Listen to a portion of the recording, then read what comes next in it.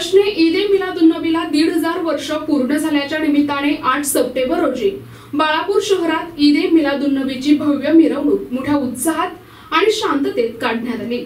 प्रेमाचा आणि सलोख्याचा संदेश देणारे हजरत मोहम्मद मुस्तफा यांच्या जन्मदिनानिमित्त ही मिरवणूक दरवर्षी आयोजित केली जाते। दरवर्षीच्या ईदसाठी अंजुमन अनवारुल ट्रस्टने विशेष तयारी केली होती।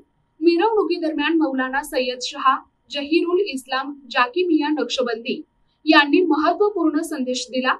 मिरवणुकीपूर्वी बाळापूर शहरात जय्यत तयारी करण्यात आली। शहरातील प्रमुख बाजारपेठेतून या मिरवणुकीचा प्रारंभ झाला। यावेळी आमदार नितीन देशमुख, माजी आमदार नातिक-उद्दीन खतीब, माजी नगराध्यक्ष मोहम्मद जमीर ऐनुद्दीन खतीब, डॉक्टर मोहम्मद फैयाज हुसेन आणि मोहम्मद अक्रम जहीर हुसेन यांच्यासह अनेक मुस्लिम बांधवांनी एकमेकांना ईदच्या शुभेच्छा दिल्या।